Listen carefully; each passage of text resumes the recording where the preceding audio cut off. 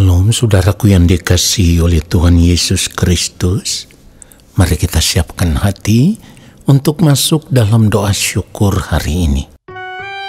Seperti firman Tuhan katakan, jika engkau makan atau jika engkau minum atau jika engkau melakukan sesuatu yang lain, lakukanlah semuanya itu untuk kemuliaan Allah.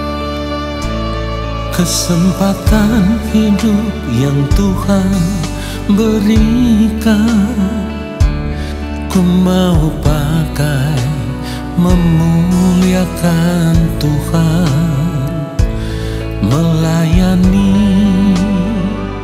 mengasihi sesama seperti Bapa mengasihiku.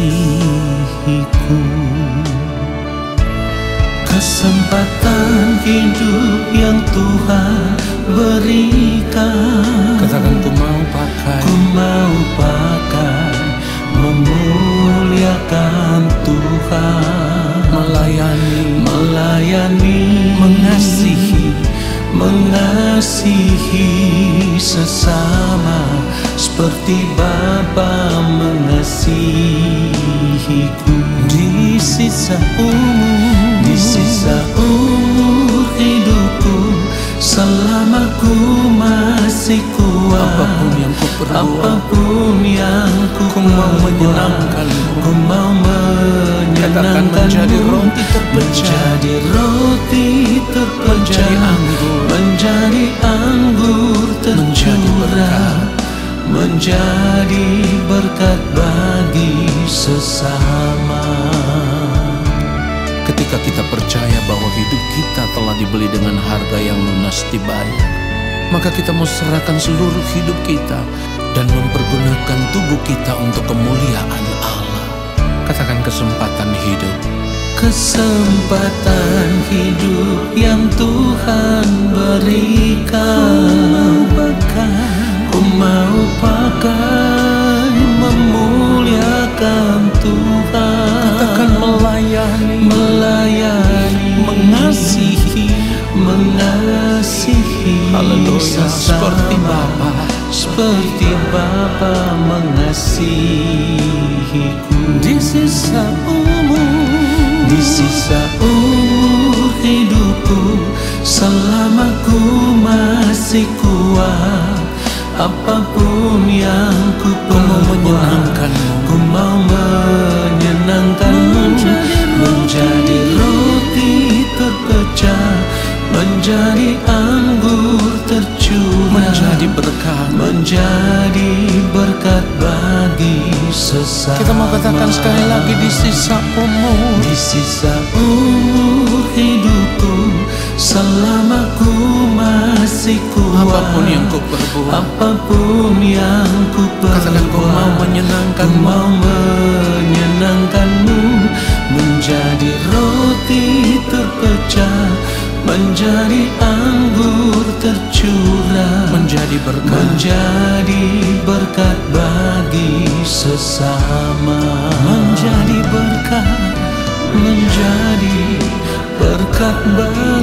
sesama, menjadi berkat bagi sesama. Biarlah segala hormat dan kemuliaan hanya bagi Tuhan saja. Haleluya.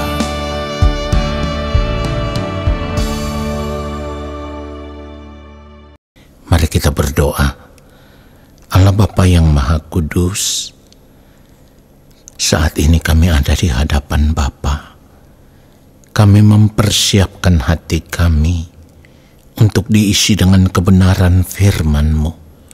Berbicaralah bagi kami, Roh Kudus Tuhan, ajar kami untuk mengerti setiap kebenaran firman yang kami dengar, lalu kami mau berjuang untuk hidup seturut dengan firman-Mu ya Tuhan di sepanjang umur hidup kami.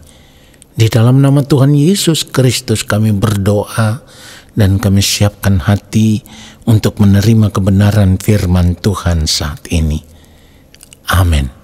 Saudara yang dikasihi oleh Tuhan Yesus Kristus, kita harus jujur mengakui Kalau selama ini kita sudah terlanjur memandang hidup kekristenan itu sebagai kehidupan yang gampang atau yang mudah.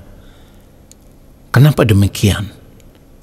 Karena banyak orang percaya sudah terlanjur memiliki pemahaman yang salah tentang percaya yang benar kepada Allah. Pada akhirnya, saudaraku, banyak orang percaya selalu menganggap yang penting sudah menjadi orang Kristen atau sudah percaya kepada Yesus, maka pasti akan selamat.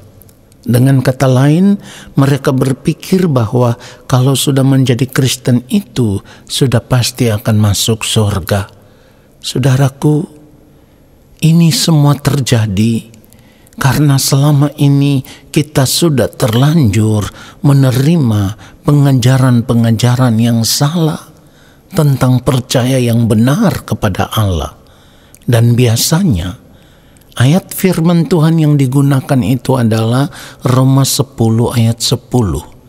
Tetapi sebelum menjelaskan ini saya harus katakan, bukan ayat firman Tuhan ini yang salah, tetapi penyampaiannya kepada jemaat Tuhan tidak sesuai seperti apa yang firman Tuhan ini maksudkan.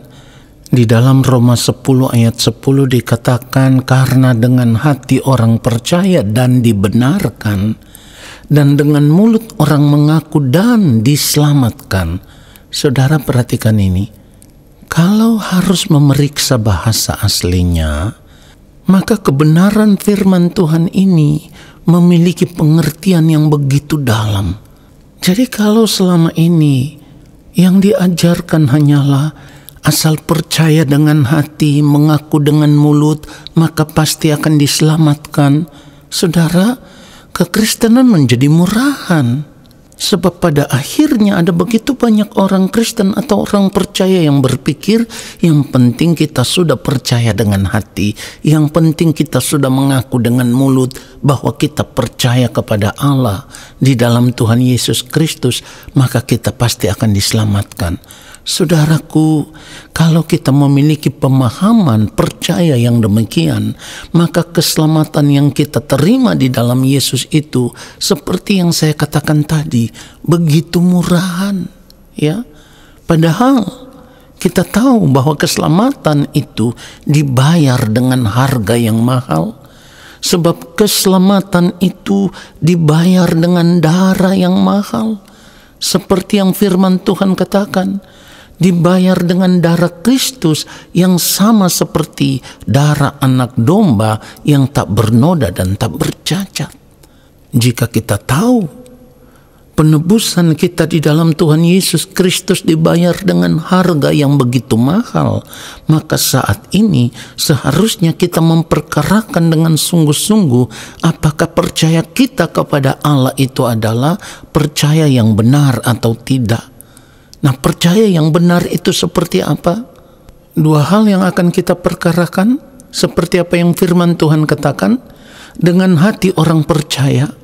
Maksudnya adalah, kalau kita percaya dengan hati, itu menunjukkan kesediaan kita untuk sungguh-sungguh mempercayakan diri kita kepada Allah atau kepada kehendak Allah.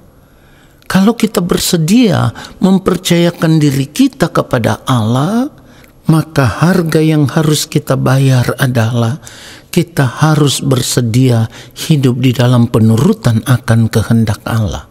Ini baru berbicara percaya dengan hati. Jadi kata percaya itu mengandung pengertian menyerahkan diri kepada siapa? Kepada Allah. Karena kita berkata kita percaya kepada Allah di dalam Tuhan Yesus Kristus, maka kita wajib menyerahkan diri kepada Allah. Jadi kalau kita mengaku kita percaya kepada Allah di dalam Tuhan Yesus Kristus, maka kita harus menyerahkan diri kepada Tuhan Yesus. Lalu kita harus berurusan dengan Tuhan Yesus di dalam sepanjang hari-hari hidup kita. Kenapa kita harus berurusan dengan Tuhan Yesus? Karena Dia adalah Tuhan yang memiliki segenap hidup kita. Kita berurusan dengan Tuhan itu tidak ada tujuan lain, hanya satu. Kita belajar untuk mengerti apa yang Tuhan kehendaki, yang harus kita lakukan di sepanjang hari hidup kita, supaya di dalam sepanjang perjalanan kehidupan kita, segala sesuatu yang kita lakukan, mulai dari gerak pikiran, tindakan, perkataan, perbuatan kita, semua yang kita lakukan seperti yang dikehendaki oleh Allah Bapa di sorga. Ini baru percaya. Kurang dari ini berarti kita tidak percaya, atau percaya kita itu adalah percaya yang salah.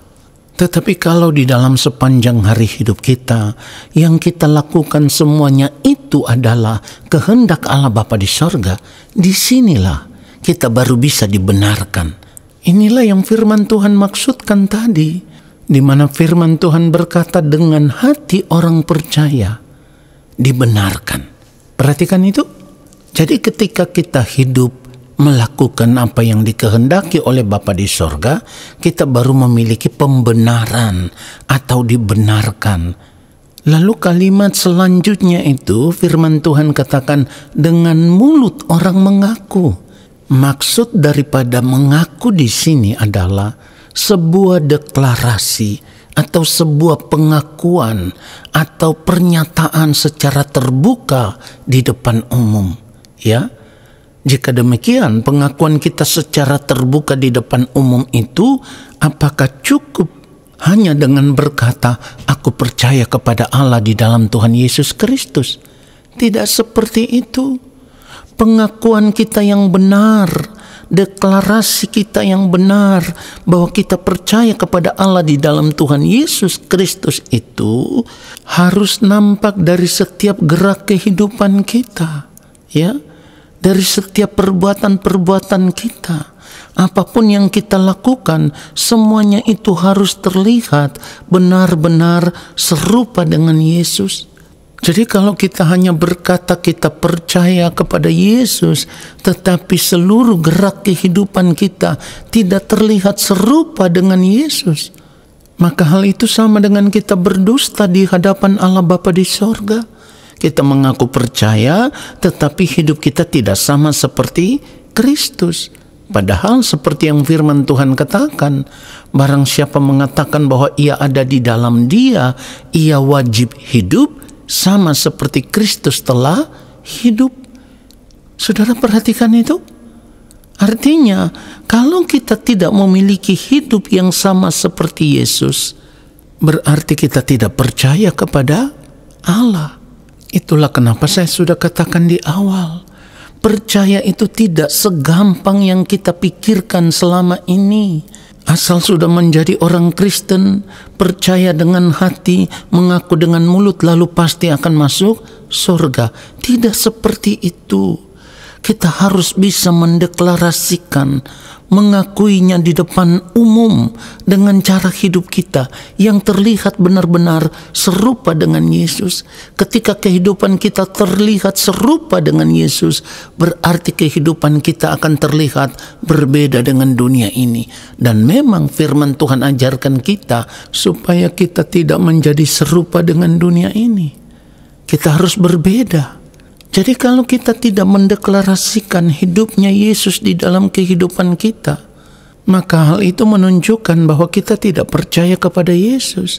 Dan ingat, kalau ini terus terjadi di dalam kehidupan kita sampai kita menutup mata, suatu saat nanti Allah akan berterus terang, atau dengan kata lain Allah akan mendeklarasikan seperti yang ditulis di dalam Matius 7 ayat 21 sampai 23, di mana di dalam ayat 23 firman Tuhan katakan, pada waktu itulah aku akan berterus terang kepada mereka dan berkata, aku tidak pernah mengenal kamu, enyahlah daripadaku kamu sekalian pembuat kejahatan. Kenapa dipandang sebagai pembuat kejahatan?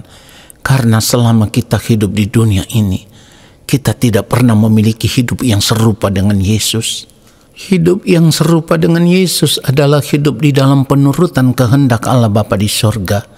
Jika kita tidak hidup di dalam penurutan akan kehendak Allah Bapa di sorga, maka hal itu akan terjadi seperti yang Tuhan Yesus katakan di dalam Matius 7 ayat 21.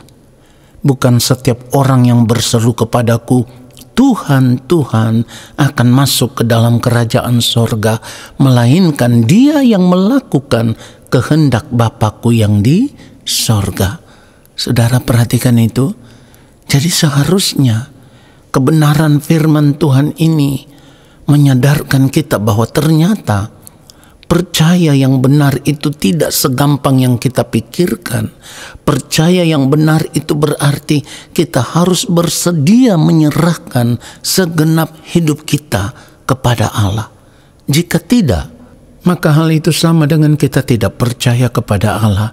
Dan ini yang sangat mengerikan, karena kita akan dipandang sebagai pembuat kejahatan di hadapan Allah Bapa di sorga. Saudara, kalau hari ini kita disadarkan oleh firman Tuhan seperti ini, seharusnya kita berani mengambil keputusan untuk meninggalkan cara hidup kita yang salah selama ini.